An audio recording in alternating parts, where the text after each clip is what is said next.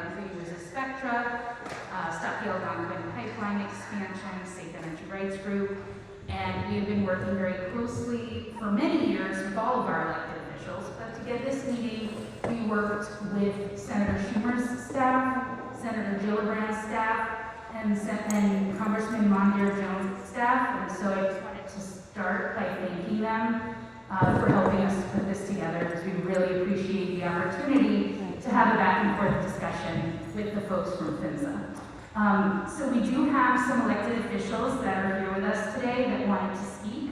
And so, and I know Pete, I think you have another meeting to get to. So if you would like to stand up and speak, you can. And start at that microphone. If it's not audible to those on Zoom, I can give up my seat. All right. Good evening, everybody. Can we be heard on Zoom? Yes. All righty. There we go. I'm sure we're getting some reverb as well. Good evening. I'm Pete Harcum, State Senator, 40th Senate District. I want to thank our colleagues from PHMSA for coming. Of course, to all of you for putting this together. Senator Schumer's office, his great team, Senator Gillibrand, her great team, Congressman Jones, his great team, and all our state and county partners. It's great to be here. Just want a couple of comments very quickly to our PHMSA guests and colleagues. Thank you for being here, and thank you for the meeting beforehand. And in our private conversations, you know, reiterated your commitment to this community, coming back to this community. And I appreciate that very much, and hope you will share that in your public comments for the public so they get a sense of your commitment. The one thing I wanted to say just in terms of background is that, you know, you're going to hear from some folks who are steeped in knowledge about this, much more so than I, but, you know, this is really an issue about trust and how government has failed this community, and you know, it started with FERC, with the NRC, with SEnRG, with New York State itself. You know, this community feels that government has been designed to help them, has let them down, and we've got this dangerous pipeline running through many of our communities. We're here to talk, in a sense, about Indian Point and the environment, but there are schools and homes. And we've got a control room for a nuclear power plant and spent fuel pool literally within a stone's throw of the pipeline. So that's really where a lot of this is coming from, the background. We're glad you're here. We're glad that you're talking about looking forward, not looking back, and what we can do to keep this community safe. So thank you for being here, and thank all of you for your activism and your continuing to push us and hold us accountable, and look forward to a great session. Thank you. Thank you, Senator. Thank you, Senator Harcum. Next, I would like to ask Town Supervisor Linda Puglisi.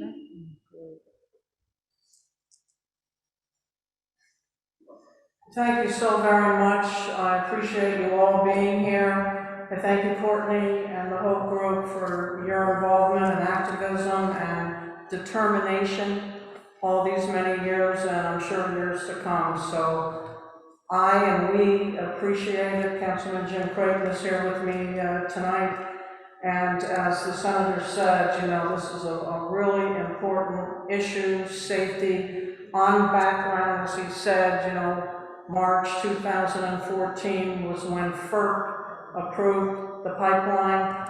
I was surprised, disappointed, shocked, as you all were, many of you were, and we've been at it ever since.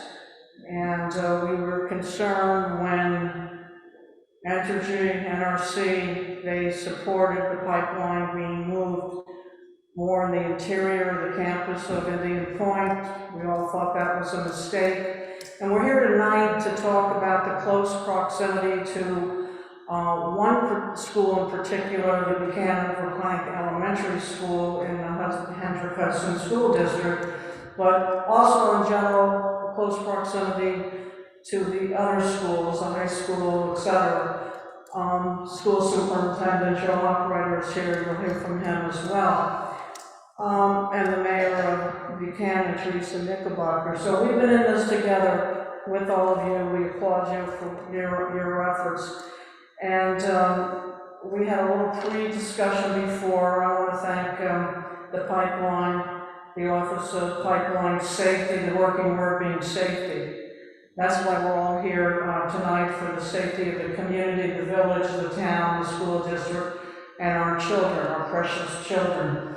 When you have a pipeline that is 500 feet from an elementary school, we're all very, very concerned. Parents, administration, elected officials, residents, precious children. So we need to be, we said before, we want all of you to be proactive, not reactive. We need more inspections rather than just status quo inspections. That's really important. So the pipeline has had many names: AIM, Spectra, SEnRG. Throughout the years, it's morphed into SEnRG now. But it needs to be inspected. Oversight is a big word that I want to use also. We need reports to go to the village, to the town, to the school district, to the citizen groups. We need it to be public knowledge of these inspections, and we will be on top of it, either as a public official, private official. We'll be asking the hardball questions as we go forward, because the work's not done. Indian Point is closed, okay.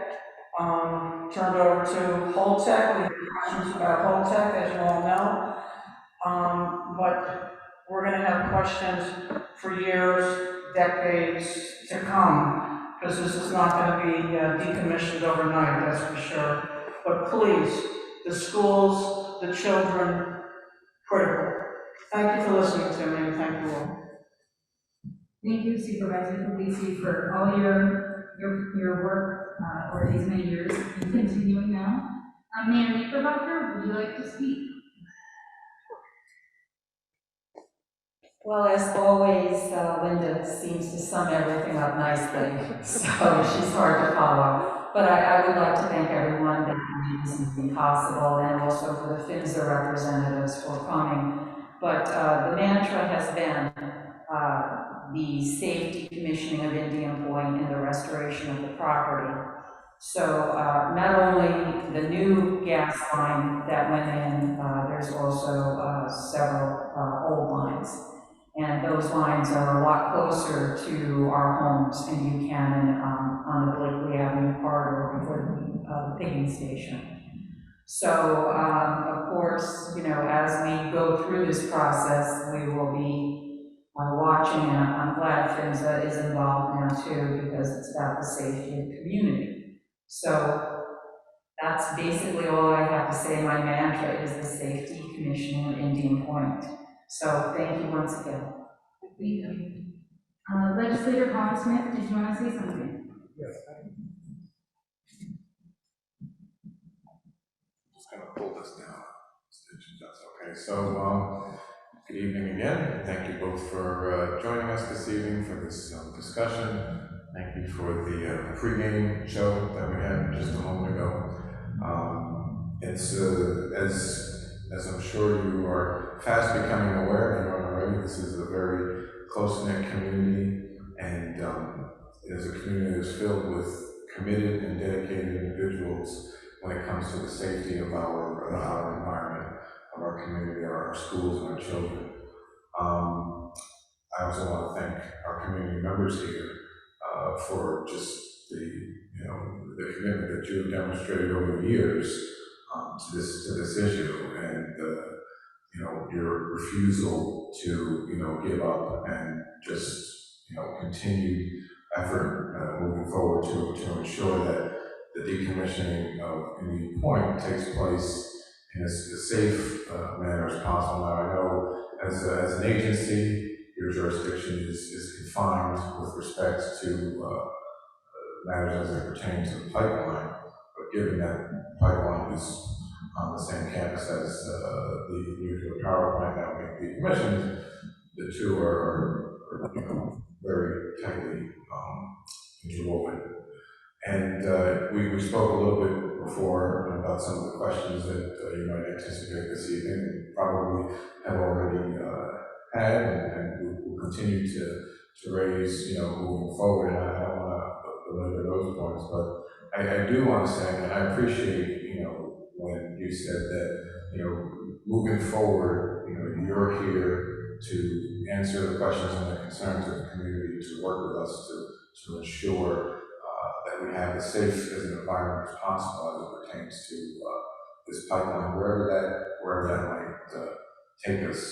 I think that, as Senator Harkin said, the community is a little weary, a little gun shy with respect to its relationship to federal agencies, state agencies, you know, and even the local agencies, because it's such a huge process that we're trying to undertake, and there's just so much that, looking back now, we, you know, think, oh, maybe we could have done this better, we could have done that differently.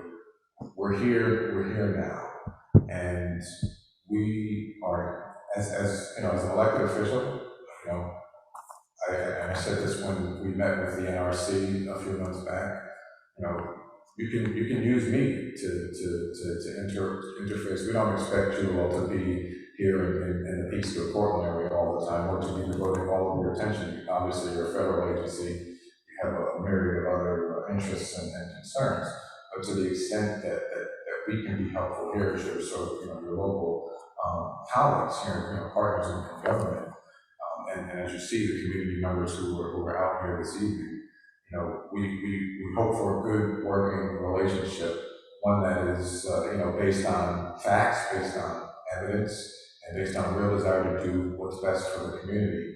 And to that end, you know, we will be your partners. So thank you for coming this evening. I look forward to the presentation, and thanks for all the community members that came out as well. Thank you, Legislator Smith. Do any other elected officials have anything to say, or can we get this show on the road? Sandy, you? Okay. Assembly Member Sandy Gale. I will be very brief because everything has been said, but I really want to thank you so much for coming, and hopefully you'll be here again. We look forward to all of the answers to our questions this evening, and I would like to thank the advocates. You've done a very good job of making sure that these issues are being followed up and are active and alive, and you never stop until you get the right answers. So we hope to get the right answers tonight, but thank you all for coming. Thank you. Thank you. All right, so the agenda for this evening is we're going to start off with a short presentation from PHMSA. Then I will do a short presentation, and then we want to have kind of a round table back and forth discussion. So we're not going to do the kind of public input theater of like 3 minutes and all of that. So we have a bunch of questions that we provided in advance. That'll be our starting point, and then have some back and forth, and we will definitely open up if there are questions from the audience. So with that, I will hand it over to folks from PHMSA. Thank you, Courtney, and thanks to everyone here tonight. Special recognition for Senator Schuman and his staff, Meg and Nicole, that put this together. And they did an extremely good job on fairly short notice, so thank you specifically to you two. My name is Tom Westy, and I'm the Congressional Affairs Specialist at Pipeline and Hazardous Fuel Safety Administration. And with me today is Karen Gentili, and she is the Eastern Regional Liaison for Pipelines. On the screen, you'll see her, and maybe she can wave, and I hope she can hear me on this microphone, is Linda Doherty. She is the Associate Administrator for Field Operations, and with her is Rob Burrows, and he directs the Eastern Operations. So they are going to drive the train. I just want to say a few words in preface. We are here tonight to hear your concerns and to learn from you. I have participated in several community engagement sessions, including those out in the state of Michigan on Line 5. So we understand the concerns, the safety concerns at the local level, 100%. And I know that on behalf of Secretary of Transportation Pete Buttigieg, as well as the Pipeline and Hazardous Materials Safety Administrator, Acting Administrator Tristan Brown, that safety is the bottom line. That's why we're here. We do understand some of the concerns. Karen has significant experience with working with this community previously, and so what we try to do is take the pre-questions that were provided to us, and Linda Doherty, when we start the presentation, is going to try her best to answer all those questions so that we didn't have to repeat the questions or reiterate questions here. We want to make it efficient. I will let you know that on the center microphone, when you do speak, Linda is having a difficult time of hearing versus what she can hear on the microphone that we're speaking with at the front tables, okay? So if you do present a question at that microphone, if you would please speak up as loudly as possible, that will help our team who are down in Oklahoma City, Oklahoma right now, be able to hear your questions and then they can respond to them appropriately.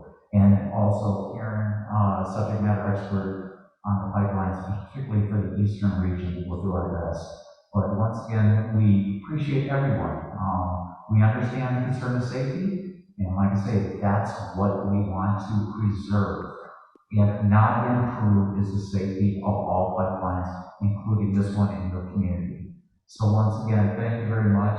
Special thanks to Senator Schumer and his staff that helped set this up, and our colleagues on the other table. We are here to listen. I will leave you with one important last note. There is going to be a third-party organization that are going to do some research and analysis regarding this pipeline, okay? Although we can't give the specifics of when they're going to complete it, how quickly they're going to complete it, they are going to do thorough due diligence on this pipeline, and I can commit to you this night that myself and Karen will return to this beautiful community, and we will hopefully bring all the answers if we cannot answer them this evening. And without, I'm going to turn it now over to Linda. And like I say, the whole focus on Linda's presentation is to hopefully give you a background on the Pipeline Hazardous Materials Safety Administration's mission and functions, and then also to help answer some of the questions that were provided to us in advance of this community meeting. So without any further ado, I'm hoping that Linda Doherty can hear me on the other end, and we're going to turn it over to Linda right now.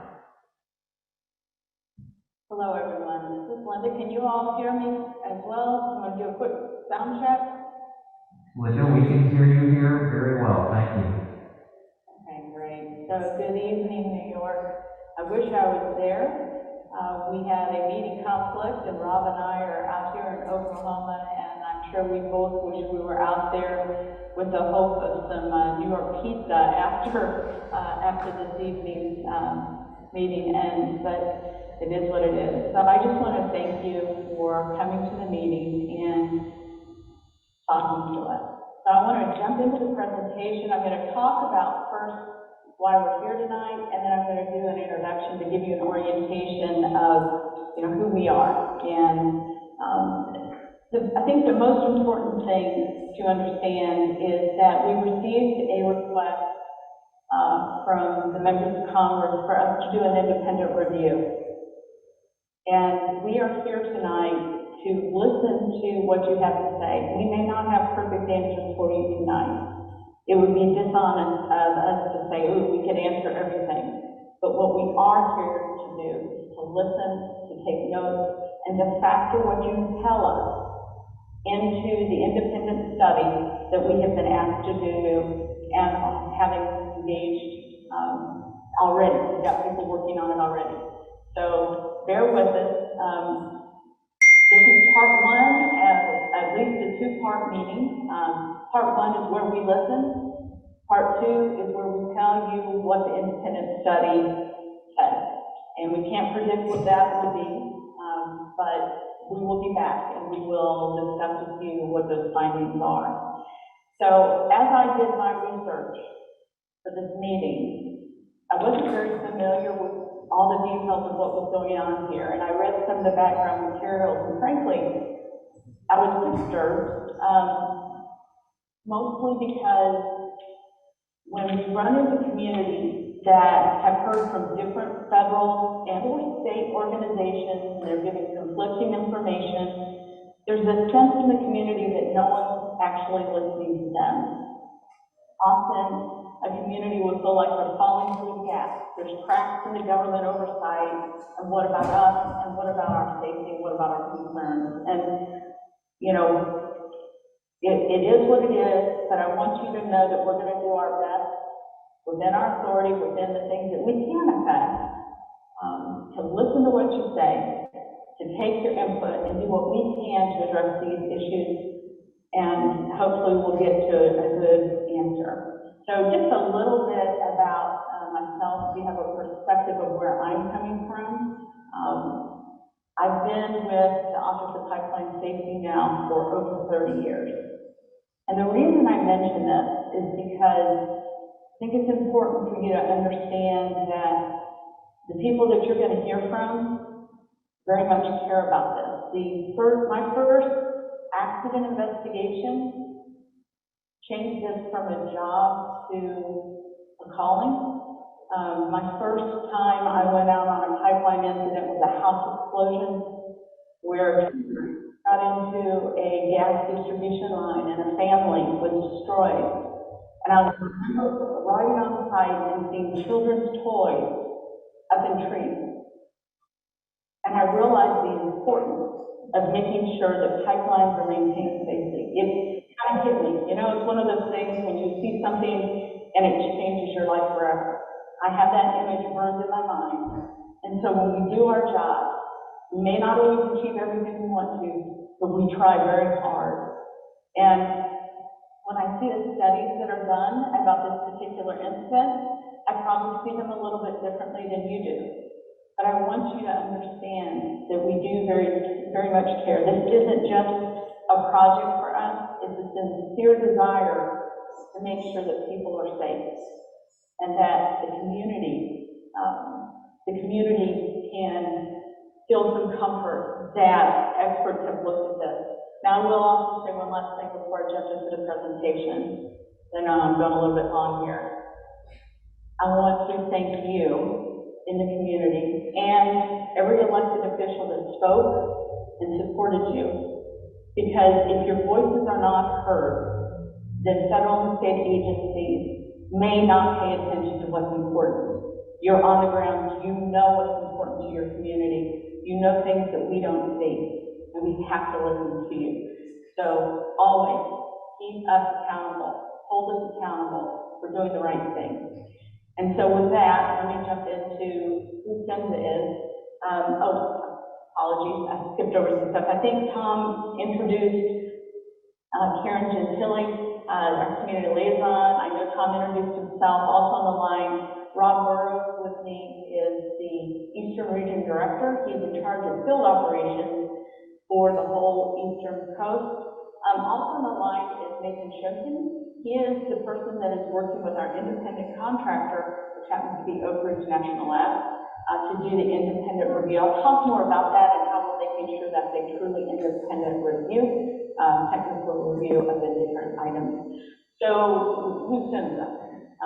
Most people have never heard of us. We are an agency in the Department of Transportation. We are partners, sister agencies with FAA. Everybody knows FAA. They're big. We're little, but we're sister agencies.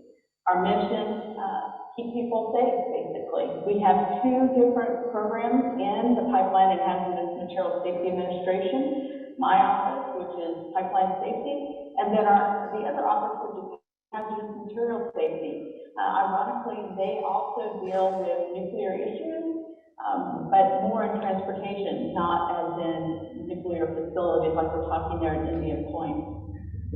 So what do we do? So PHMSA establishes federal safety regulations, and we inspect and enforce those regulations. We do that by inspections, special investigations, construction inspections, and then when things go wrong, we investigate the accidents, learn from them, modify our regulations, require companies to make changes, do things differently, and try to overall learn from what is happening. We do have an aging infrastructure in the United States. Most pipelines were installed right after World War II. So it gives you an idea how old they are. So it requires a lot of diligence to manage and make sure those facilities remain safe. Another important role is to educate the public on pipelines and pipeline safety. Karen Gentili is one of our community liaisons who is an expert at converting technical information to something that people can really understand that don't live this life.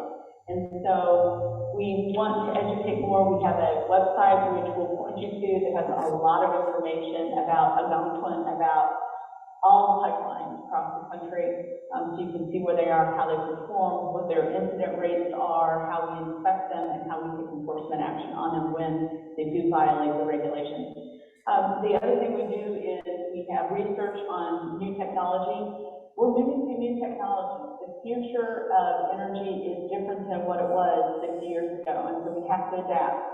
We also have aging infrastructure. We have to come up with new technology to assess and maintain these pipelines, more energy facilities in general. And then we also have a grant program where states work side by side with us to assure pipeline safety. So when you think about this particular circumstances in your point, the question is, well, what is PHMSA's role there? So we often provide input and technical support to other federal agencies that are allowed to do permitting and siting, that have that authority. Also, if there are things, safety concerns that we are aware of, and I know this is an issue of particular interest, if there are safety concerns that can be identified, we have authority to address them. The legal hurdle for us to issue what we call corrective action order is very high, and we have to cover specific hurdles to be able to issue an order, and then we have to meet certain criteria. It has to be reasonable, has to be achievable. And this is the point, this last point is one that a lot of people are disappointed to hear. We do not have the authority to permanently shut down a pipeline or order its relocation. That is something that, you know, a federal agency should be able to do, and FERC might be able to do that, but we do not have that authority. We have to allow something to remediate and address safety issues that are identified. So here's some things that we don't do that a lot of people think we do. We don't approve pipeline projects. We have zero say on whether a pipeline should or should not be built. We cannot say, hey, you know, we think there's a supply, demand, energy demand here, or there isn't. We have no say in that, no input. We have no input into where pipelines are built. We can't say, hey, that's not a good idea to build that pipeline in that particular area. And we do not issue operating permits. So the other thing is we can't prohibit commercial or residential development along the line. So as you might see, we are pretty much powerless to say when a pipeline is going to be built, where it's going to be built, or, you know, its location, or what can be built next to it. What we do is when a project receives permits from those other agencies, we and our state partners make sure that that pipeline is designed and built according to the federal regulations, and that is really our purview. We make sure that we have continual, we have repeated inspections to make sure that it is operated and maintained appropriately, that its integrity is maintained over the years, all relative to compliance with our regulations, which have, you know, there's a discussion about risk assessment, and risk assessment is contemplated in those regulations through a variety of mechanisms that is addressed through risk assessment and mitigation in our integrity management rules, which we can talk about here in a little bit. So I'm going to flip through these slides. I don't want to waste your time on things you probably don't care about, and if these are as reference, you can refer to them later. This is where our regulations are located. You can actually get to these on our website if you want to look at them and read them in great detail. A lot of people are interested to know that we have drug and alcohol testing of pipeline operator employees in our statutory authority. That was a one-off there. The specific regulations that apply to this particular pipeline, I show these on the screen. A lot of people are interested in the integrity management aspect right here. And that is, in some regard, where the risk assessment for this particular pipeline lies. So, an important part to know about the AIM pipeline. In the state of New York, the New York Department of Public Service serves as an interstate agent for PHMSA. What that means is that Congress has said that if a state wants to serve as an agent and have authority over interstate lines, they have to enter into an agreement with the Fed, and they can serve basically as the eyes and the ears of PHMSA. And we have a grant program to reimburse them. Now, our federal and state inspectors are trained side by side, actually here in Oklahoma City and in other locations. So both federal and state inspectors receive the same kind of training, and what happens is New York DPS has been conducting inspections and oversight of this facility. Our office, specifically Rob Burrow's office, would issue any enforcement related to findings of violation or concern. So this pipeline, which was installed several years ago, has been inspected and continues to be inspected. As a matter of fact, I'll talk about that in a moment. There's been some recent work that I want to make sure you're aware of. So this is just a quick review of what the state oversees in New York. In addition to the interstate transmission, which is the AIM pipeline that we're talking about here, they also inspect and enforce intrastate transmission, which means pipelines, gas pipelines that start and stop within the state. They inspect distribution, which might be the gas supply to your home or to, your commercial businesses. So let's get down to talking about what we're really here to discuss, which is the AIM pipeline. You guys have seen this kind of a picture forever. I saw it for the first time a few days ago, and I was struck by the community proximity, both to a nuclear power plant. Pipelines do go through communities with right-of-ways, but I was struck by just how much is in this small area. So I would like to visit it sometime, but I am aware that there are some specific safety issues that the study will need to address. So when you look at what the New York State DPS has done with regard to the AIM pipeline, they have been doing regular routine inspections, including maintenance work. My understanding is there was actually some maintenance work done on this pipeline this summer. And you may have seen it, you may wonder what they were doing. We can talk a little bit more about that if you're interested, but it's routine maintenance. One thing of note, I know that in my background studies review, there's been a lot of concern about the valve and the time it takes to close valves on this line. So I think it's important to note that since 2018, the state has performed annual inspections of the remotely operated valves to make sure that they will operate quickly and appropriately as they should. And when you do an inspection of a valve, you actually operate it. So it's not just a paperwork check, you actually see that that valve is going to function. In 2019, there was a focused review of their remote control systems. I think that's important too, because remotely controlled valves are usually actuated by the SAPE system. So that tells you that the state is saying, okay, we want to make sure that the valves can shut down quickly, that they're in working order, that the system designed to shut them down is working well. And then this last year, during the height of COVID, they reviewed some recent inline inspections of the tool, which I believe some of those inspections resulted in the maintenance work that we saw this summer. So they have been out and engaged. They're very aware of the concerns, and I think they want to be responsive. As their state partner, we expect them to be. We expect them to listen to what you have to say. So let's talk about the independent review. So as I mentioned at the beginning, we've been asked to do an independent review. When we received the letter, we looked at exactly what we were being asked to do, and this is a very high-level summary, but basically, we were asked to do a comprehensive analysis of the safety risks posed by the AIM project with potential specifically to address potential impacts to the spent fuel pool and to the independent spent fuel storage installation. Now, when you look at something like this, you think, how are you going to do a comprehensive analysis? There's a lot of data out there. And how do you keep it independent from the people that previously did it? We were specifically asked to make sure that this new independent analysis did not rely on previous analysis. I know that there was some thought that those previous efforts may have been tainted, may not have been appropriate or accurate.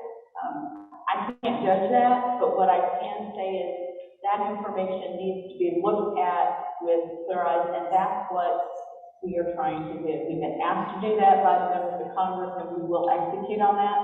What we did is we have leveraged our coordination with the technical experts at Oak Ridge National Lab. I'm going to pause for a moment and just mention that we have worked with Oak Ridge National Lab for years on various projects, pipeline projects, and they have developed an expertise on pipelines that perhaps some of the other national labs may or may not have. We do know their capabilities, and we know that they are fully capable of executing on them. So Nathan is our point of contact with the national labs, and he is taking notes of what was here today, and will relay that to Oak Ridge to make sure we capture all the items, and also any other information that we need to submit to them. The second part of our commitment of the original tasking by the members of Congress is that we meet with you again after the analysis is completed and just tell you honestly what it says. Now, who knows what that is going to say? You may like it, you may not like it, I don't know. But what I can tell you is it will be as accurate as we know how to make it. We have no interest in, protecting the company or nuclear power plants. That's not what we do. Is what our charge is safety, and that's what we care about. So jumping ahead a little bit here, need to pick up some time. Again, I want to reiterate, this analysis will be independent from previous efforts. That was stressed to us that we needed to make sure there was a clear link from previous efforts to look at this fresh, and so that will be done.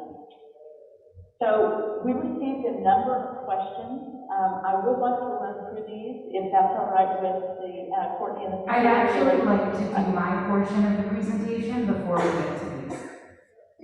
I couldn't hear what you said.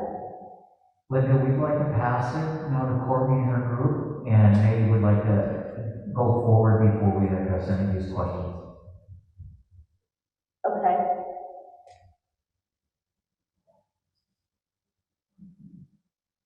Thank you, Linda.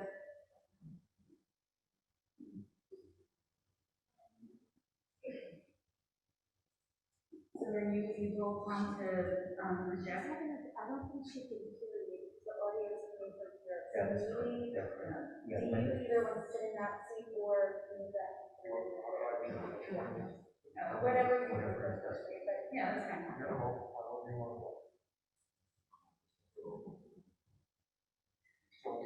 Hey, Linda, down on our end, we would move this laptop over to Courtney, because that's the only way that you will be able to hear.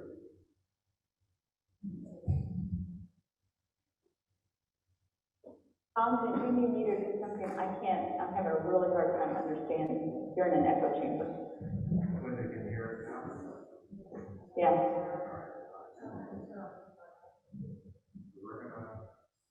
We're going to switch to my presentation right now before we do questions. Okay, fabulous. Do you need me to stop sharing? Yeah. Okay, there we go.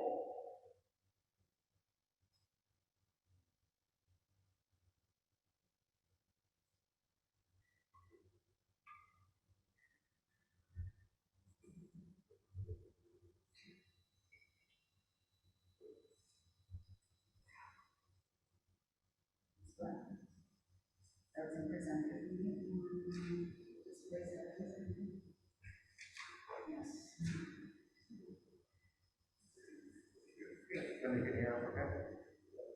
Yes. Okay, so I'm presenting doubly from two different Zoom meetings simultaneously, two different presentations. So some of this we've already reviewed. Our goal for those of us in the community is really to have PHMSA issue a corrective action order to shut off the flow of gas in the Algonquin gas pipeline system co-located at the Indian Point nuclear site. So in my presentation, I've got some brief introductions, background, and a review of critical data and historical timeline that got us to this point, some information on what's at stake from the Princeton University Program on Science and Global Security, then a key summary, and then we can go back maybe to Linda and some of those questions.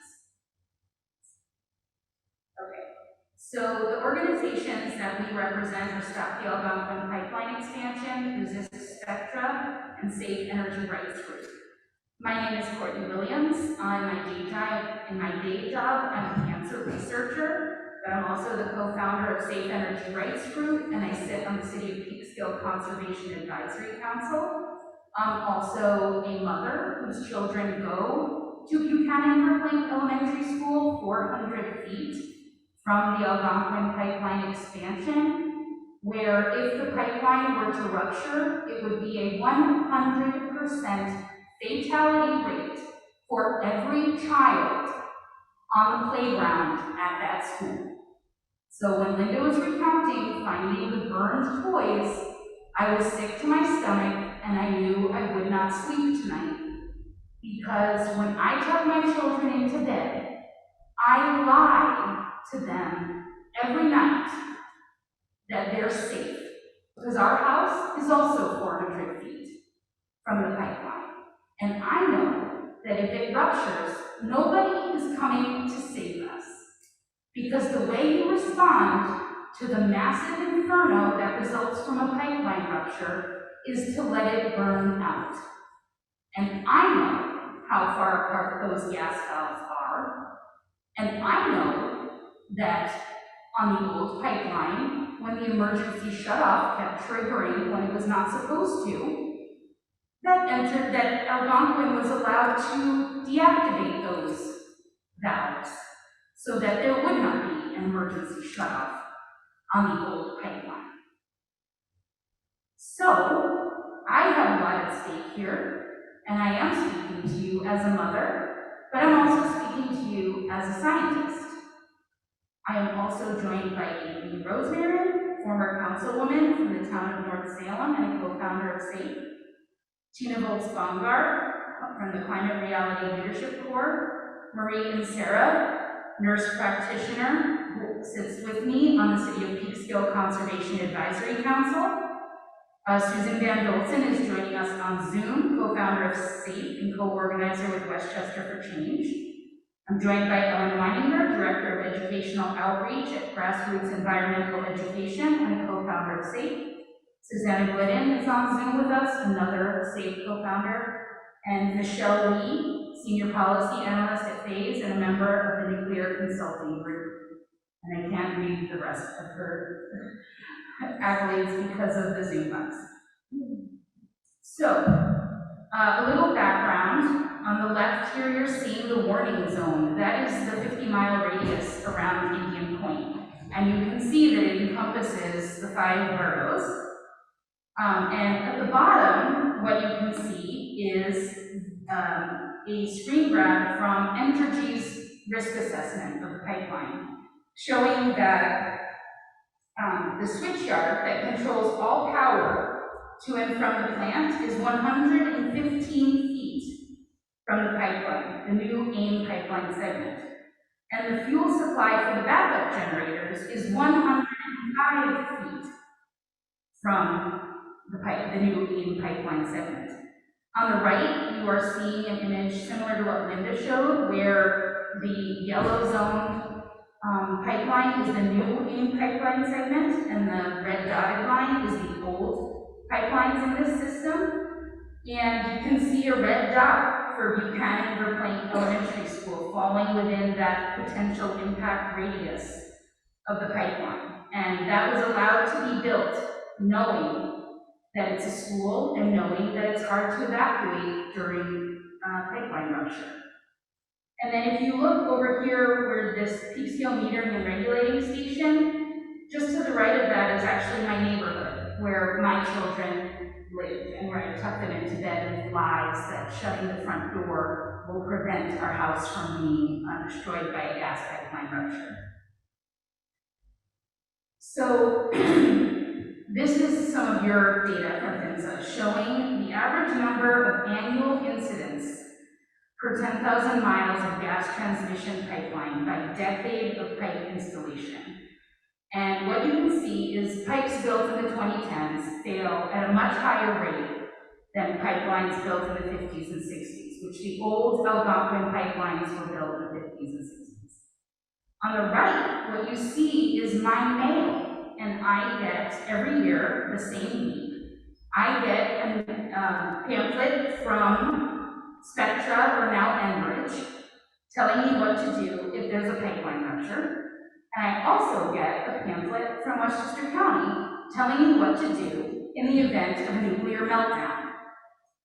And I have read these documents, and as far as I can tell, I should not leave my house, but I should evacuate.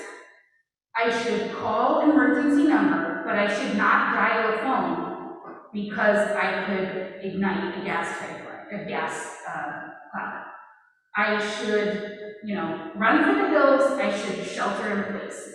All of these things, these two emergency plans do not make any sense with one another because nobody is paying attention. And and this was prior to the AIM pipeline being expanded, right? But it was allowed to proceed even though there's no way to manage these risks for people living in my community. And at the bottom, you'll see a little bullet point, and it's referring to some of the same regulations that Linda mentioned.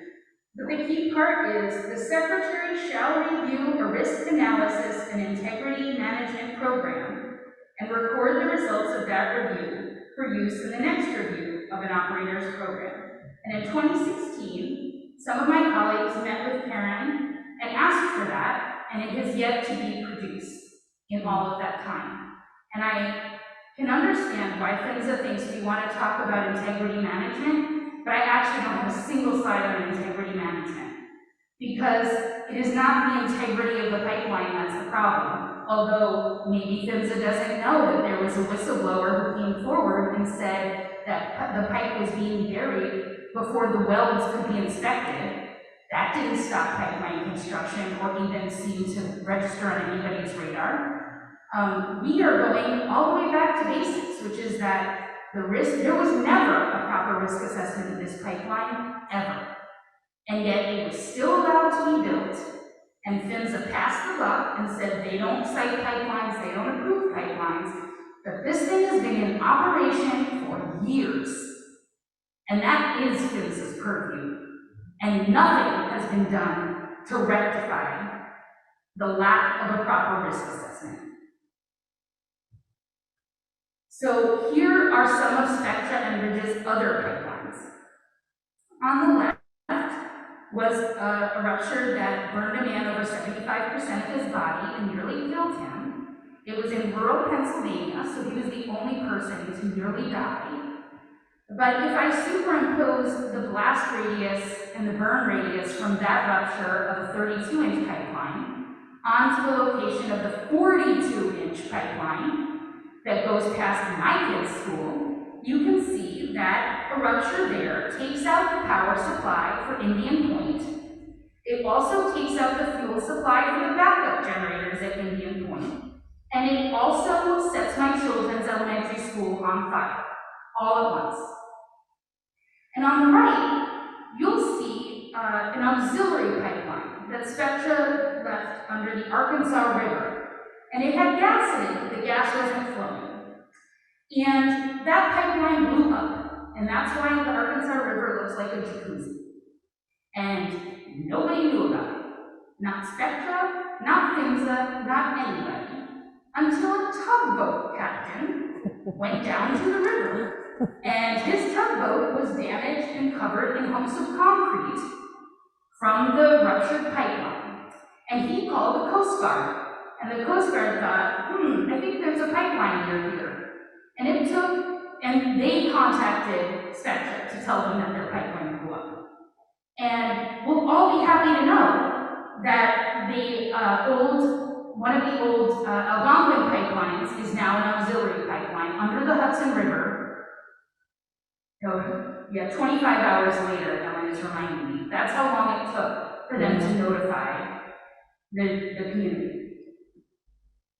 So we now have a similar auxiliary pipeline that can go jacuzzi style and take out the nuclear plant and spent fuel storage there. So that's great.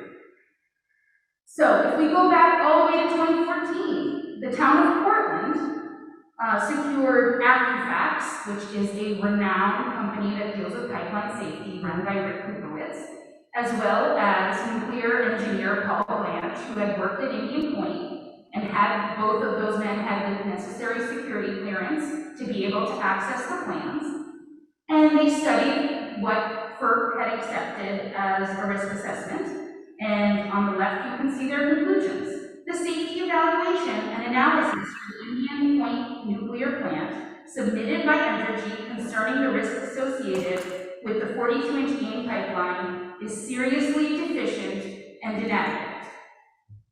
That was 2014. It is 2021. And also makes no mention of the other pipelines that pre-existed the nuclear plant that also are 400 feet from the control room and nobody pays any mind. And to give you an idea of what seriously deficient looks like, it looks like this, which was actually submitted by SEnRG as their safety assessment to the Federal Energy Regulatory Commission. And if you can't read it, neither can I. I think the circles are the reactor domes, and I think the lines are the pipelines. FERC thought this was acceptable. Is someone trying to say something? Oh, I think Linda is having trouble with her audio or something like that, and she's pointing at her phone. So SEnRG, who also owns nuclear, in addition to nuclear plants, owns gas power plants. They conducted their own risk assessment based on Spectra's assertion that the pipeline could be shut off within 3 minutes of a pipeline rupture. The FERC and the NRC accepted that risk assessment, accepted that 3-minute number with no verification whatsoever. This local community, our elected officials at all levels of government, from town mayors all the way to our senators, raised the alarm. The local scientific and environmental community pointed out obvious flaws, yet the pipeline was approved and has been operating for years, and no one has gone back to rectify this. And so Linda, you might want to mute yourself because we can hear you. Or something is muted. So just a quick excerpt, this one is from 2015, where Rick Kuprowitz of Accufax said, I don't want to go into all of it, but basically he said, security claims should not be permitted to shelter malfeasance in a scientific method involving incomplete risk analysis for such a highly sensitive structure. That was 2015. 2018, New York State releases its own risk assessment. And what does it find? You can see in the circled part basically all the same things that we have been saying for many years. The risk assessment was faulty, the calculations were wrong. Our Congresswoman Nita Lowey questioned the chairman of the NRC in a joint session of Congress that the NRC was using the wrong program to calculate this. Nobody did anything about it, ever.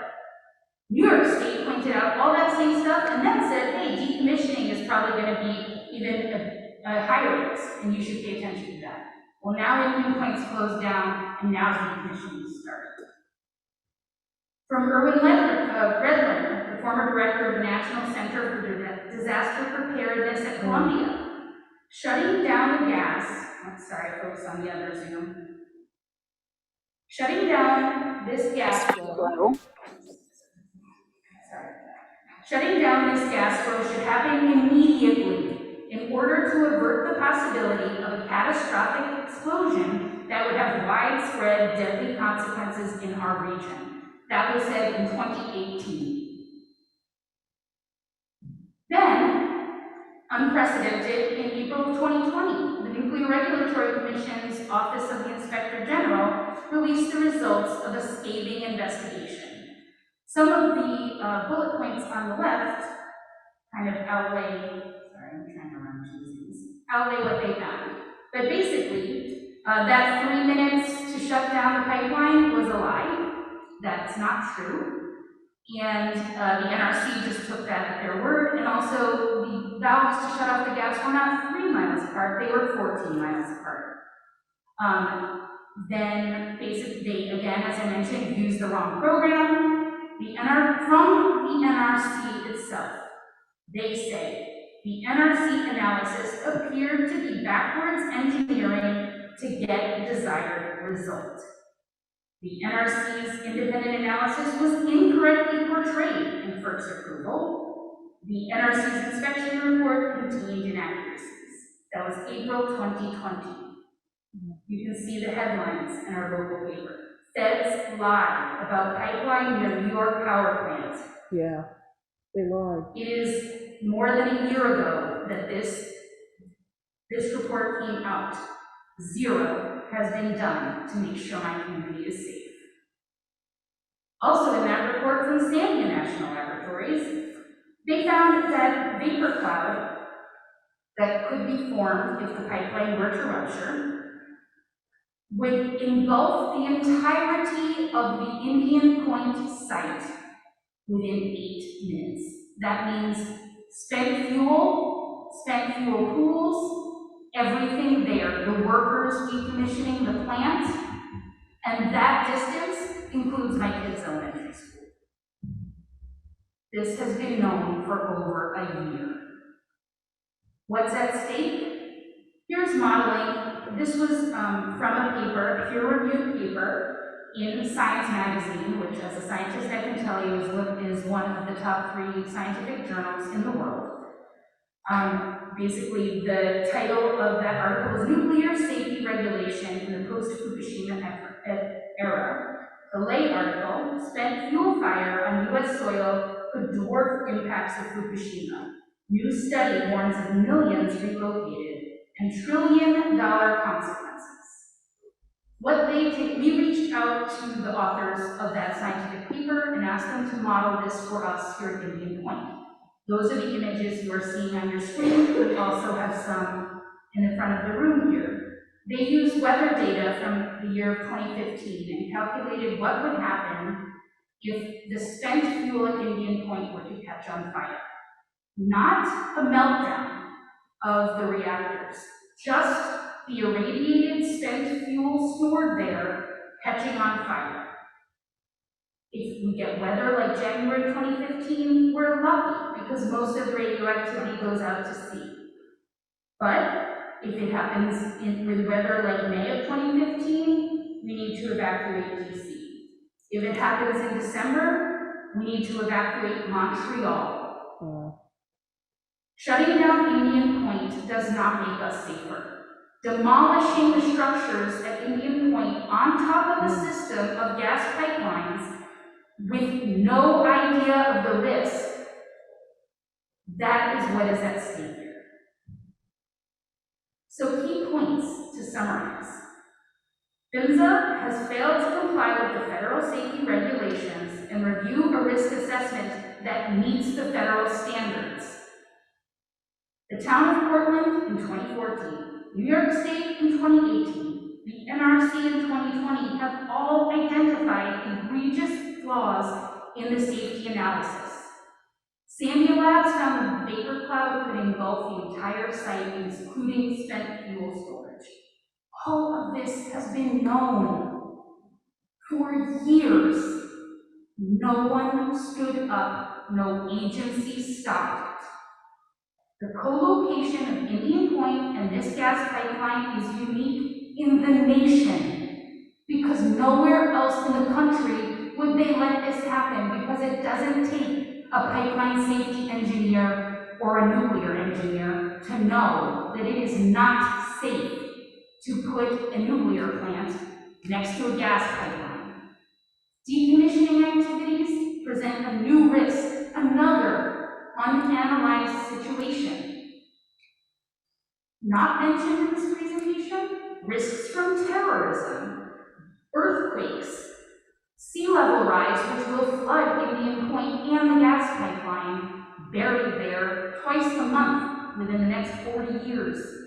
The storage of spent fuel, the lack of emergency planning, and the fact that whistleblowers spoke out about wells not being inspected before this pipe was buried.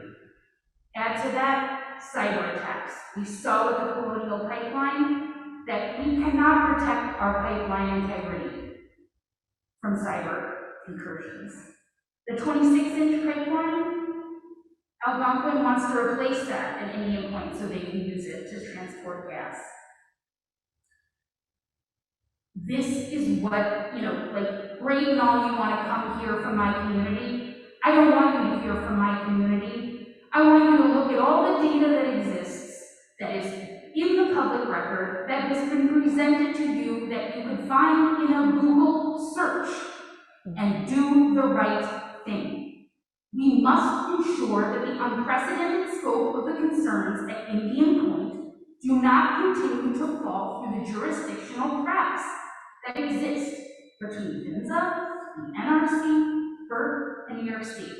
Because you know what? New York State Department of Public Service knows all about this, and they are not doing anything. They sat with me in the local library to tell me that they knew it was not true, that the gas could not be shut off in 3 minutes because they did their control room audit. And then I said, well, what are you going to do? My kids are at the school right now. Oh, we're going to work with the pipeline company to improve their processes. I don't want integrity management. I don't want inspections. I want the gas shut off, like all of these experts say it should be, until we know what the situation is. And that means, while you're doing your independent assessment, shut off the gas. Because if this presentation and the data here does not convince you that this is an unanalyzed and dangerous situation, then I don't know what is. And I pray to God that it's not my family and my kids' toys that Linda loses sleep over after something has happened. Protect my kids and my community now, before something goes wrong. And now we can go back to the questions.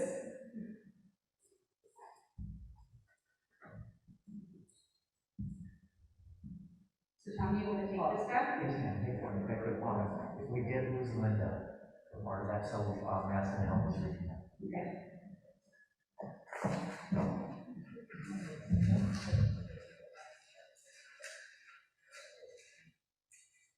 And I think it was telling that PHMSA says they are powerless in certain situations. Powerless to stop it. Powerless to stop the pipeline.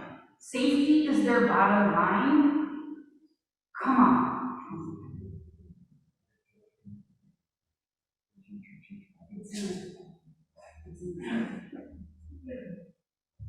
Matt, did you want me to share my screen? Sure, we can hear you now.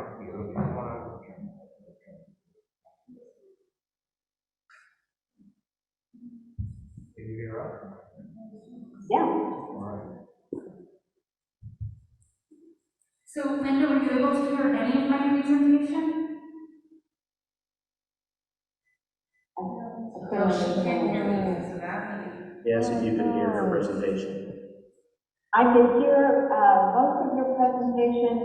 I was disconnected, the phone line was disconnected, so I had to redial in. So there was a section that I did miss, but I don't think it wasn't a long period of time. And I did review your presentation prior to the meeting, so thank you, yes. Shall we go through these questions?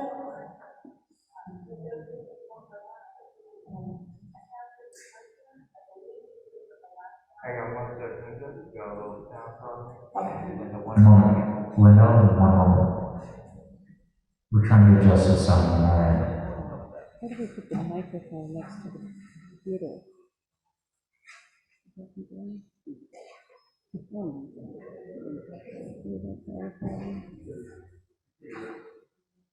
Okay, Linda, go ahead and try again, please. Okay, you're getting an echo too. Can you hear me? And I'll just go through these one by one and you can Yes, we can hear stop me you. if necessary. Okay. So the first question is up there in red, and the statement was about risk assessment complying with federal regulations and how is this in compliance. So I think that there may be a different perspective on the risk assessment, what our regulations consider a risk assessment, and the overall risk assessment that should have been done, may have been done, I don't know, prior to the siting of the pipeline in this area, and then the risk assessment that's done during the operation of the line. So there are different types of risk assessments. So the pipeline regulation risk assessment is contained within the regulations itself. And I won't read this, you guys can see it later, but basically, in regard to the first part, the risk assessment of where the pipeline should be located, whether it should be located where it is. As you said, it may not be right. You can, I don't know if you want to repeat or you want to bring, I should take the computer back so she can hear me, but I'm not talking about the siting. I'm talking about, we just showed you all of this information, that there was never a proper risk assessment done by any stretch of the imagination. And we now have a situation where we have this pipeline operating. What is PHMSA going to do about it, knowing that there's no proper risk assessment? And in this case, you cannot divorce the gas pipeline from the nuclear plant. So if she's telling me you can't consider the nuclear plant, then we can end the meeting and move on. One moment, I wanted to see if she could hear you. I think I did. So, the risk assessments contained in the regulations require pipeline operators to identify all threats to pipeline or to that pipeline area. This pipeline section is considered a high consequence area, which triggers the integrity management regulations, requires Algonquin to identify any threats that could cause an integrity issue with the pipeline itself and take mitigative action to prevent that threat from being realized. So the risk assessment is to the pipe, it is not on the consequence side. So who has oversight of the consequence side? I couldn't understand what you said. Well, if you just go slower, I think she can hear, but it's difficult. So PHMSA has nothing to do with what would happen if the pipeline blows up. So it does in that when a company must assess the threat and it looks at the consequence of a issue. So there's various things on integrity management regulations. So it has to prevent damage or integrity threats.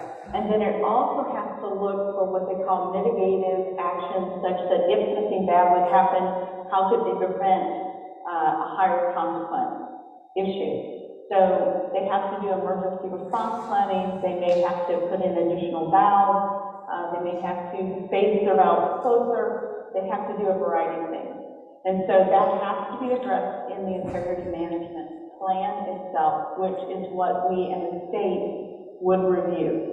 Now, you raised the question of whether that review covers all the threats, and I think that's a valid question, and I can't answer it right now. So I think it's something we have to look at and make sure those were covered. I'd be very, very surprised if our folks didn't cover that, but I think they probably would have been. I can't imagine that they would not. I just presented all of that information proving 3 times over that it was not done. debate some of the information that you presented, because that is things that will be addressed in this independent study. If I were to make a judgment call or make a comment based on what I know or my experience, it could be wrong because I may not have the whole story.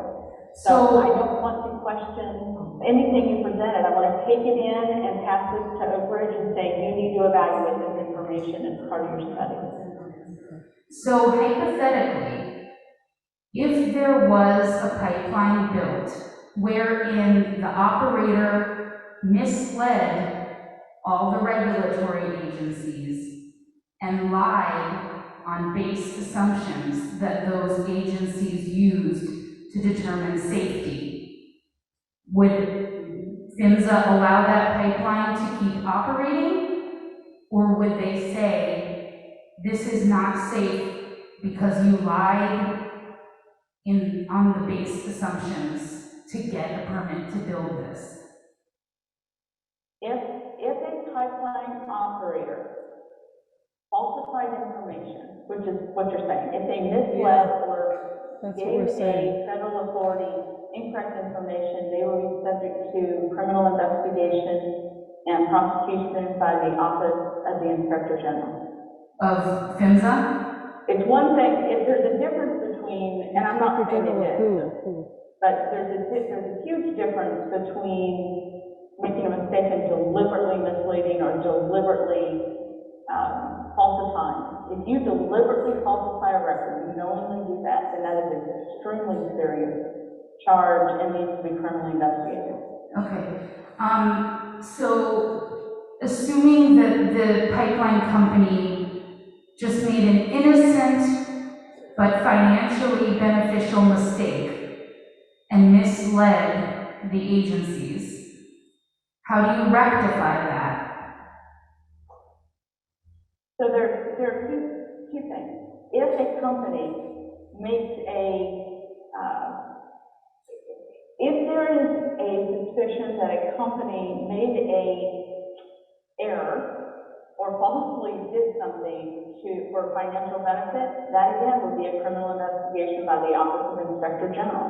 Okay. You cannot, if you go to a permitting agency, I'll just throw this out there. If Algonquin went to FERC or any of the siting companies and gave them incorrect information, knowingly false for financial benefit, then that is a criminal violation and has to be investigated by the Office of Inspector General. You cross from a civil administrative process to a criminal investigation. Okay, great. So April 7th of 2020, Paul Blanche, the nuclear expert that we've been working with that was hired by the town of Portland, wrote to Mitch Bain, the acting Inspector General in the Office of the Inspector General of the U.S. Department of Transportation, laying out everything I presented today, and so far, no one has gotten back to him. So I have that here, and we can certainly provide that documentation as well, but we have reached out to your OIG over a year ago about this. Well, I am not aware of that. I would be very happy to take that back if you could give us whatever it is, email or letter, whatever. Let us reach back out. Tom can get that copy of that from you, and we can go to the OIG and say, hey, what are you doing on this? So Right. I'm not aware of it, so I can't respond to that particular comment. Okay, so I had mentioned in my presentation the Nuclear Regulatory Commission's Office of the Inspector General, and I put some of the bullet point conclusions in my presentation, which pretty much lays out the fact that there were misdeeds, and I didn't get into all of them, in the assessment of risk of this pipeline. So I don't need you to take my word for it. I'm curious if PHMSA cares that the Nuclear Regulatory Commission Office of the Inspector General determined that there was wrongdoing in the risk assessment, and that now we have a pipeline operating based on the incorrect mistakes, whatnot, done that led to the approval of this pipeline. So now that we are in this situation where we have no risk assessment and we have a gas pipeline under a nuclear power plant, what is the resolution? I'm not sure I captured all of that, but I believe what I heard you say is that there was information provided to the nuclear OIG. No. That the Office of the Inspector General did their own investigation, so it's coming from the NRC that they mishandled the risk assessment of the pipeline. So that is factual and known and has been for over a year. So, given that the NRC, Office of the Inspector General, determined that this risk assessment was faulty, PHMSA has nothing to say about that? Well, keep in mind that we are looking at that. We're only recently becoming aware of all the studies, so we are looking at everything. I myself just read it earlier this week, so trying to figure out who said what, when, and because I understand there was the original first document, then there was the OIG, and then there was the NRC document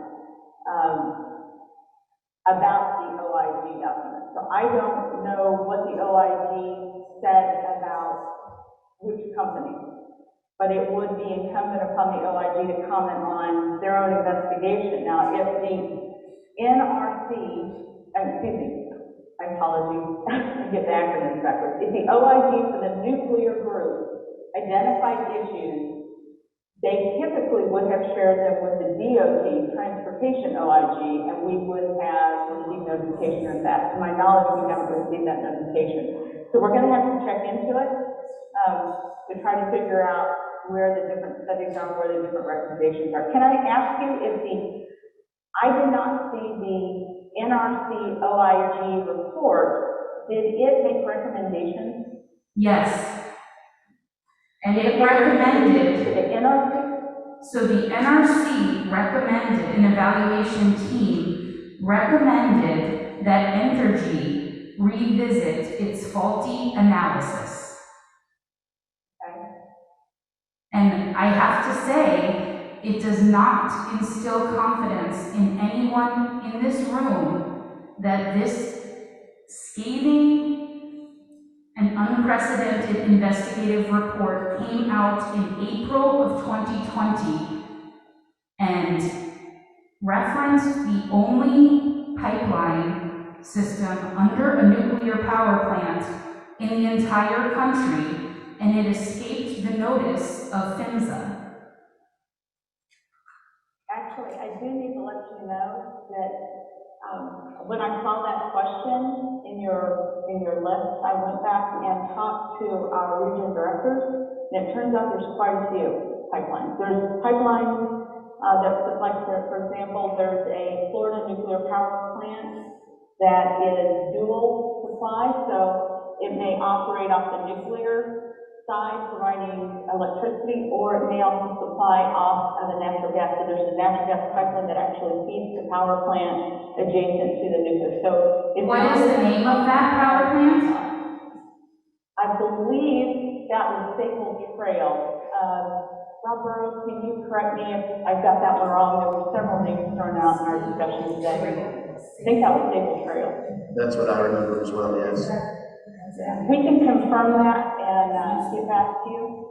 We're actually doing you raised some really good questions, and when we went through the questions, the list, we started looking at, okay, what are these? Are there other circumstances? Because we've never had, to our knowledge, a question raised about the safety of a pipeline relative to a nuclear plant. So we were trying to figure out where they are and what those conditions are. You asked specifically about decommissioning. I think there's one other nuclear power plant that was decommissioned some time ago out in California. It had a pipeline associated with that, so we're going back through old records, trying to figure out what happened there and if there were special provisions put in place. So it's a relatively rare event. There's, I believe, 65 nuclear power plants in the U.S. I may have that number wrong, but I think that's what it is. So we're actually doing an overlay of pipelines to those nuclear power plants to make sure we have addressed each one and considered them. So there are several, Missouri, Kansas, anyway, there's quite a few out there to review and to look at. Okay. I also have 2 documents here that CC PHMSA regarding the faulty analysis that was done and the NRC OIG report. So PHMSA was notified by the Department of Public Service and by the New York State Office of the Attorney General about this situation well over 1 year ago. Did you say you have that document? I have all of these documents. Can you provide that to Karen or Tom? So we need to send it. I'm making a list for you, Linda. So we need these 2 to go. Okay, thank you, I appreciate it. We need Paul's letter to go. The response to the NRC interview of Rick Kuklowitz, Yeah. right? And Okay. Steve Nanny from PHMSA. Oh, yeah. Let's see. Okay, so one of my other questions was, has PHMSA ever shut down a pipeline due to faulty approvals acknowledged by other agencies? To my knowledge, no. Does the bureaucratic process exist for that to happen? So there are, to my knowledge, there are 2 times in which a pipeline was shut down as a result of a PHMSA action. And in those cases, PHMSA issued a corrective action order. The pipelines in question had very serious integrity issues, and the companies decided that they could not comply. They would have to replace the entire line. Therefore, they chose to shut down and abandon those lines. Now, one of them was probably 20 years ago, and the other one was more recently. There are occasions, and I remember one of your other questions about when a pipeline would be shut down. There are occasions where pipeline companies have, on their own knowledge, said, we got to shut this line down because we can't assure the safety of it, and they shut it down. But the corrective action order authority requires us we can shut down a line temporarily, but we can't shut it down indefinitely. The law won't allow us to do that. We have to say, okay, you shut it down, and here's what you have to do to fix it, or correct the circumstances. And so the law requires us to have an end to that CAO. It does not allow us to say, shut down and remove this pipeline. Okay, so I hope that our federal staffers heard that PHMSA does not have the authority to permanently shut down a pipeline. What agency does have that authority? It's a good question. I would suspect, and I don't know this, so I may be speaking out of turn, but you might go to FERC to see if their permits could be revoked. I can tell you that easements that are granted where pipelines occur, if those easements are revoked, then the pipeline may not be able to operate in that area. I don't know beyond that. Just being honest. I don't know what federal authority it would be other than perhaps FERC. Considering that we had a lot of property taken by eminent domain, I don't see how you revoke an easement when your property property was taken from you without your consent? That would have to be first, and I'm not an expert on eminent domain or fighting, so I can't answer that question. Another question is, what technical support did PHMSA provide to the NRC or to FERC with regards to the Algonquin pipeline?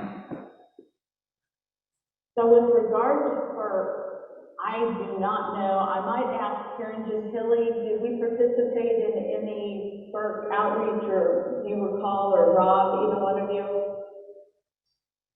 I participated in, I don't remember if it was a scoping, some of the scoping meetings for the AIM project, or if it was to hear comments to the environmental impact statement that was done, or both. When they had outreach events in the communities, I know myself, as well as Alex Dancanet, she was the community liaison at the time, participated in some of those public meetings with FERC to hear the comments. Does that constitute technical support? No, what we would do is we would participate in those meetings upon request from FERC, and we would get information on, they would provide us with copies of those assessments that were done, and we could take a look at them to see if they were in alignment with the federal regulations. So it wasn't a technical review, it was just to make sure that they were, again, didn't contradict with the federal regulations that we have in place. Okay, the Office of the Inspector General of the NRC found that this was not in compliance. So does this mean that PHMSA approved of this non-compliant risk assessment before the pipeline was built? We didn't do a technical analysis. We checked to make sure that it's in compliance with the regulations generally there's a statement in there where the pipeline says that they are going to design and construct that pipeline in accordance with the regulations. And that's what we're looking for, is that they're going to comply with the regulations, because at the point we're reviewing it, it's in a proposed status. So we don't have jurisdiction over it until the project gets approved, and then we begin our inspection activities. So the extent of PHMSA's assuring compliance was to search the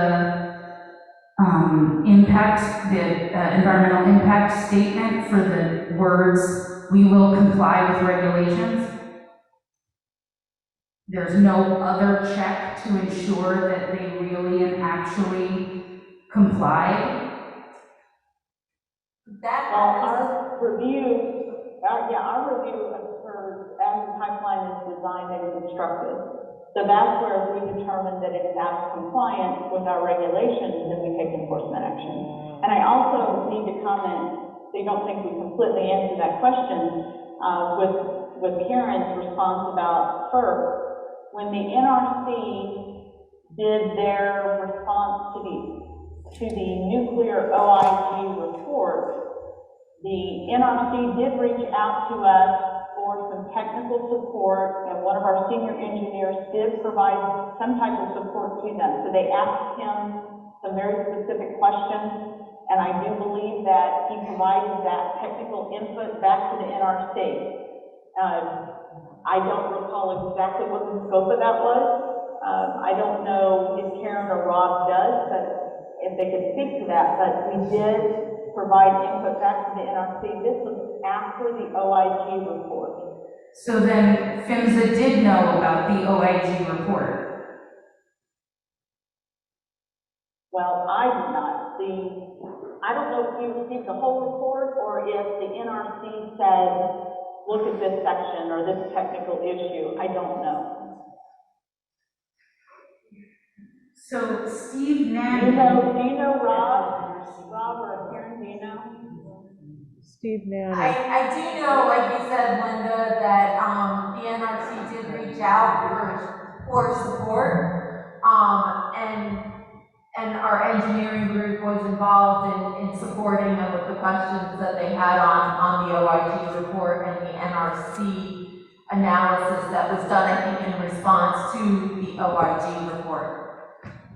It was Thursday, March 19, 2020, a teleconference that the NRC held, OIG case 16024. This is the concerns pertaining to the gas transmission lines at Indian Point Nuclear Power Plant. And this was the interview with Rick Kuperwitz, president of Aftertax. Steve Manny from PHMSA was present, and he had another meeting, and he dropped off at one point, and then he came right back on because the meeting had been canceled. And he heard the entire testimony of Mr. Kuperwitz at the time, which related to his original evaluation that was done by the town court. And when Mr. Kuperwitz asked these critical questions about the pipeline integrity management, how this was going to be shut off, shut down, whether there was going to be what he called a cold shutdown of the plant. He's a process safety manager, so he says these things. And so Mr. Manning should know all about this. So I'll give this to you if you'd like, because these were the questions I was going to ask, but I'd rather have you have this so you can reference this document, which I believe comes from the NRC website. Or Adams. So We can definitely follow up with Steve. Steve is in our engineering group, is one of our senior folks. And also, just as an FYI, we know Rick. I know Rick very well. He's a great guy. Rick Kuperwitz. He was on our advisory committee for years. We've got some really good information. yes, I can read from the record from July 15th of 2015, an official transcript of proceedings from the NRC. Rick said, assumptions about closure within 3 minutes to cut off gas flow near the plant are unrealistic and unscientific. A further recent analysis concluded that a rupture release of 1 hour on the 42-inch pipeline does not impact the nuclear plant that needs further explanations, as it makes no sense for this system. The above key assumptions, as stated in agency studies, ignore proximity to a compressor station upstream and ignore system dynamics associated with gas transmission pipeline rupture that increases gas releases well above pipeline flow before the rupture. Quite simply, agency studies are violating the basic laws of science concerning gas pipeline rupture and associated forces that result in massive cratering, pipe shrapneling, and violating the science associated with such releases, especially a 42-inch pipeline. It appears that various agencies are attempting to dismiss risk as low when gas pipeline rupture may drive the nuke facility to non-safe shutdown in a highly sensitive area. Agencies create the appearance of risk management tampering to favor a project agency decision and raise the question, are the involved agencies capable of performing a scientifically neutral study for such a sensitive issue? Lastly, I must comment that a truly independent safety analysis should be performed, subject to a reasonable, open peer review. Security claims should not be permitted to shelter malfeasance in a scientific method involving incomplete risk analysis for such a highly sensitive infrastructure. That information has been on the record for 6 years, and that is Rick Kuperwitz, who is on your advisory board. Was on our advisory. Was. I think he's currently under that, yeah. So, will you allow the Oak Ridge study to be peer reviewed?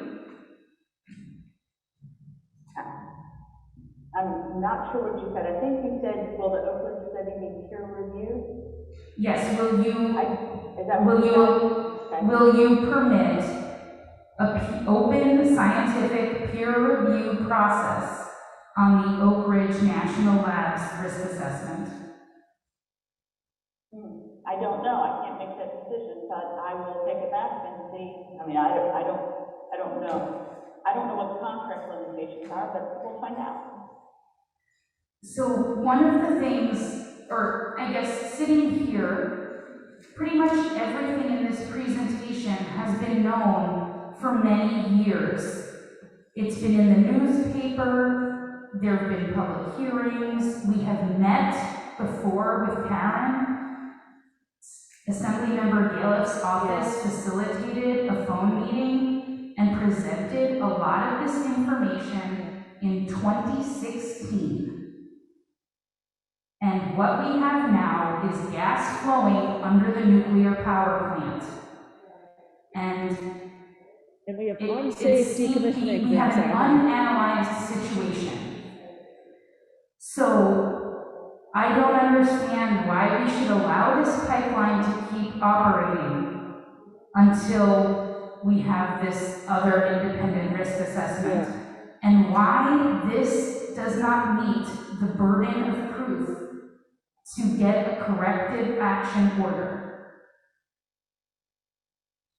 especially as decommissioning activities, demolition on top of the gas pipeline system is starting. If I want to dig a post to put up a pergola in my yard, I have to call before I dig. So PHMSA is now aware of all of this information. When will you get back to us about whether or not this meets the standard for a corrective action order to shut off the flow of gas? Well, I can tell you that we can take the information that we have, the presentation, and we can show it to our attorney. My instincts are telling me, and I know this is not what you want to hear, but my instincts are telling me that we say we have to finish our actual technical study, the independent review. This pipeline operates at a fairly, relative to the design of the pipeline, is a lower pressure, and so that's a mitigating issue. So we have to look at the full impact, and we have to be able to identify that the pipeline is about to fail. Now, you said something I do want to ask you about. Okay, pause there for a second. That you can only act if the pipeline is about to fail. So the fact that it was built under false pretenses and faulty risk assessments does not matter. PHMSA cannot act. If PHMSA has information related to a specific integrity-related issue, then, and we can evaluate it on a technical basis, and it has to meet a criteria of imminent hazard, then we can act. But we have to meet the legal standard. But why does imminent hazard only have to do with the pipeline integrity? The whole system was studied based on this 3-minute shutdown. We now know to be false because the Public Service Commissions found that, the Nuclear Regulatory Commission found that. So really, if a pipeline company can mislead and all the federal agencies can look the other way long enough for the pipeline to get built, the pipeline company is golden. They can never be shut down. Is that what I'm hearing? That's not what I'm saying. What I'm saying is PHMSA's authority relates to the integrity of the line. There may be other authorities that we are not aware of that could be utilized to shut down a line, but we don't have that. If there's an integrity issue, we can temporarily shut down the line. We have to identify what that integrity issue is. When I say integrity issue, it's like corrosion on the pipe, it's a seam instability, it's land movement. And I do want to come back and ask you a very specific question, because I think we have a need to know this. You had mentioned heavy equipment moving over the pipeline at the decommissioning site. Is the excavation occurring over the pipeline, or is it occurring at the plant? Do you know? The old Algonquin pipeline bisects the plant. You have that on your map.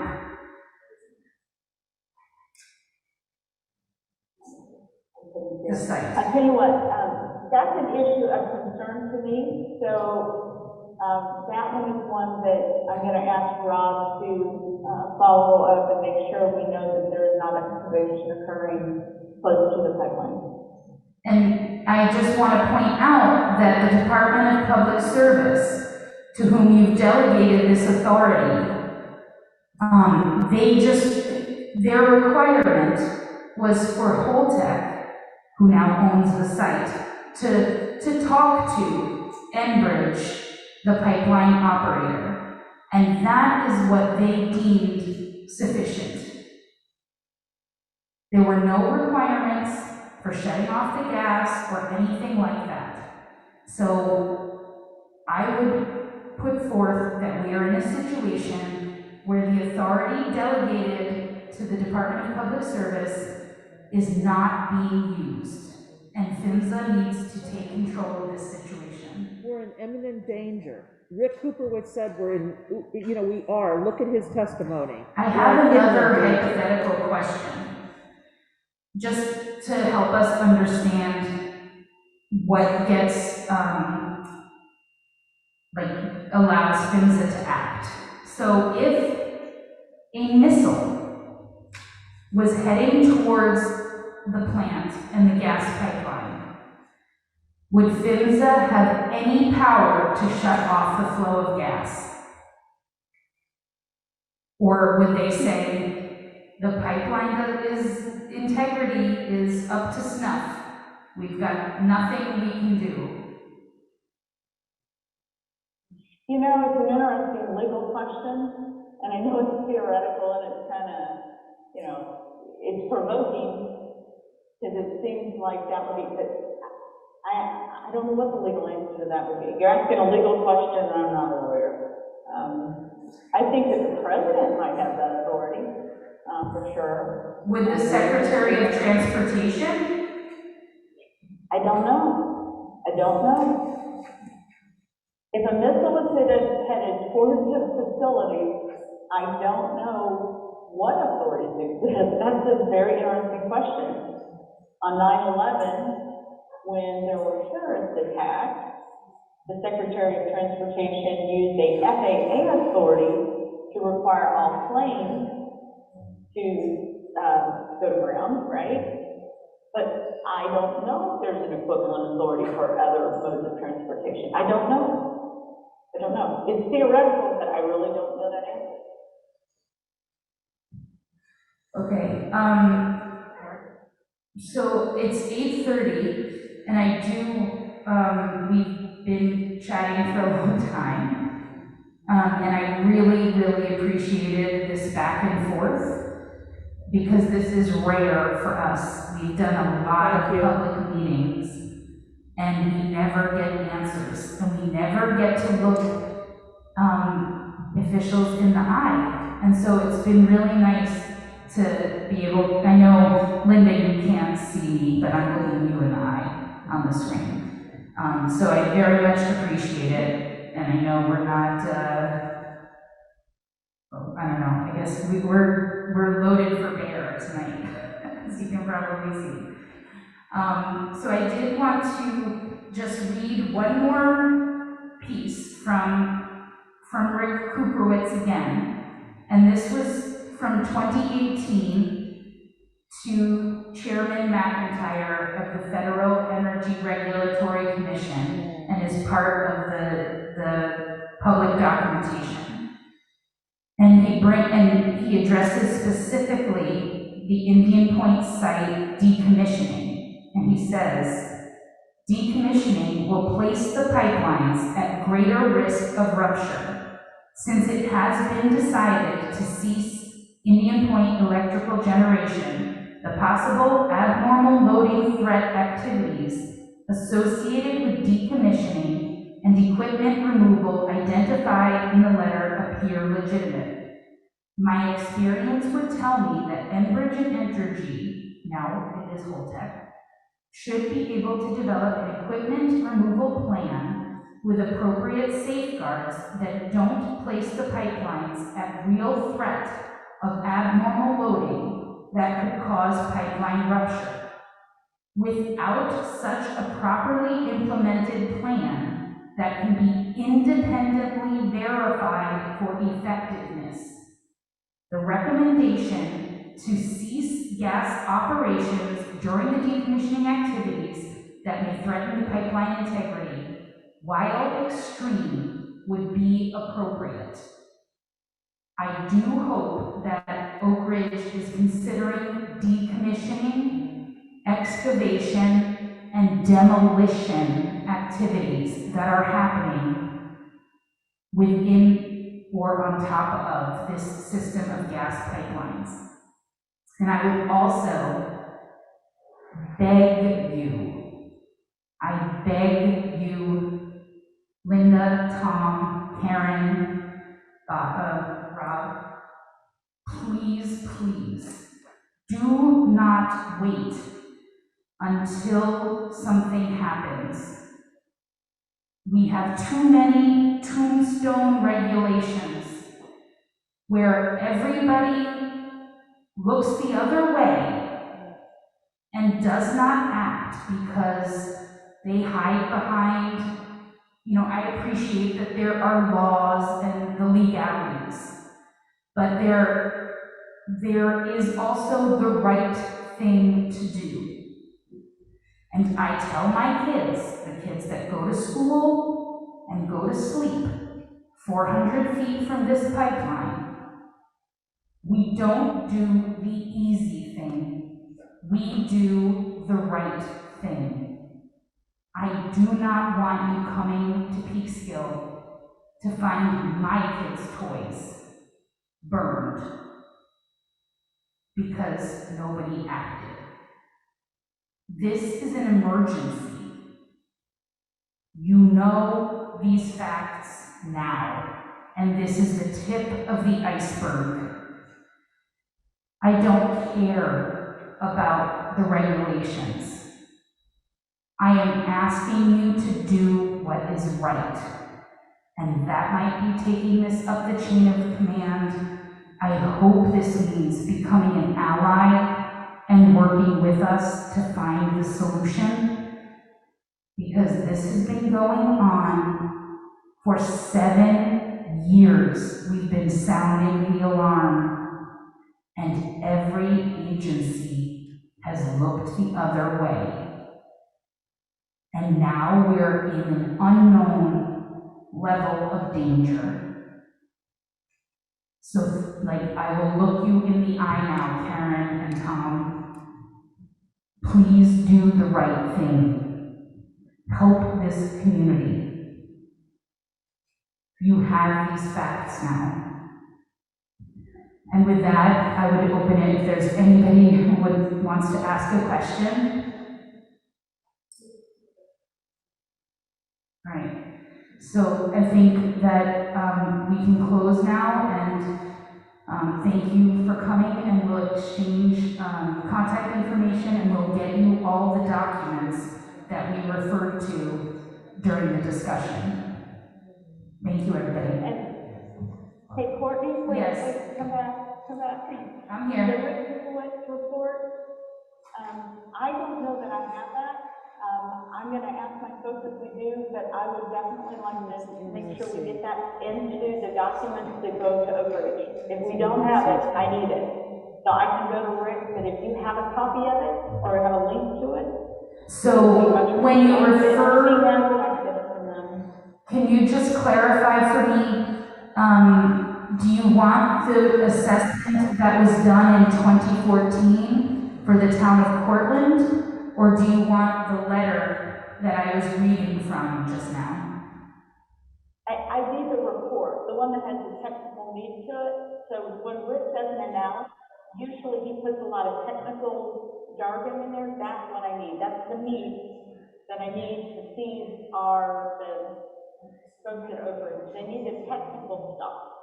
We will, Not the conclusion, but the technical stuff. okay, we will work with you to get that. We don't have it because we don't have the security clearance.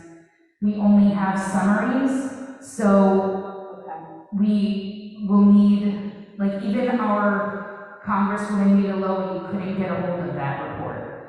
So we will, like, it might be you reach out to FERC. I can call up Rick. Okay. We know Rick. So I can call Rick, and I'm sure he will share it with us unless he signs some kind of a non-disclosure. So don't worry about it. If I can't get it directly from Rick, then I'll circle back around to you. Okay. We just want to make sure we get all the technical information in the pot. We want to make sure we get it all in so we can get it to Oakridge so they factor it all in and have everything. Because the worst thing that can happen is that they do a study and somebody says, well, did you consider this? And they're like, no, we didn't know it. So it's real important. Any technical, anything that you're aware of, that you have that exists, we have some of this stuff. I'm just worried that we don't have it all. So if you have something that you know, if you can get it to us, we would be very appreciative. Now, I will say this. Part of the Oakridge contract, what we ask them to do is they're to do some studies and look for information as well. But if there's something existent that you know of, that you've read, ship it on over. It would be very helpful, so thank you. Okay, and we also, there is the entirety of the FERC docket for the AIM pipeline expansion, that a lot of this is on that docket. It also sounds like there needs to be a lot more communication between the NRC and PHMSA, because, you know, these experts that we're referring to, and even your own PHMSA folks were on that, I forget what they called it, the team that did, that basically did the evaluation team that basically went back through these calculations. And also back in like 2015, the Union of Concerned Scientists offered to be an unbiased third party to make sure that we were considering the right risks, that we'd identified all the risks. I am sure they would still be willing to do that. So we look forward to hearing back from you as soon as possible about whether the information we have now can lead to a corrective action order to shut off the gas. We really, really do not want to wait until that new risk assessment is done.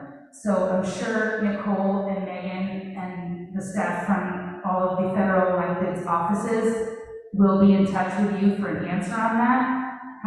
When can we expect to hear?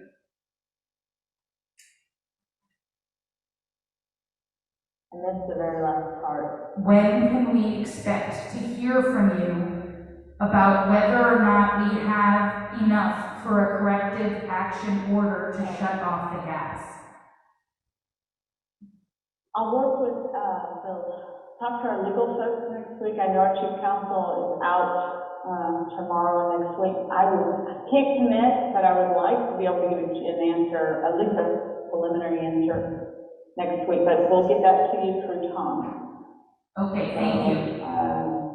I think that's what we're going to do. And I do apologize for not being able to hear, and I hope I didn't miss a lot of your questions or content. I'm pressing these things into my ears. I'm getting a weird feedback, so.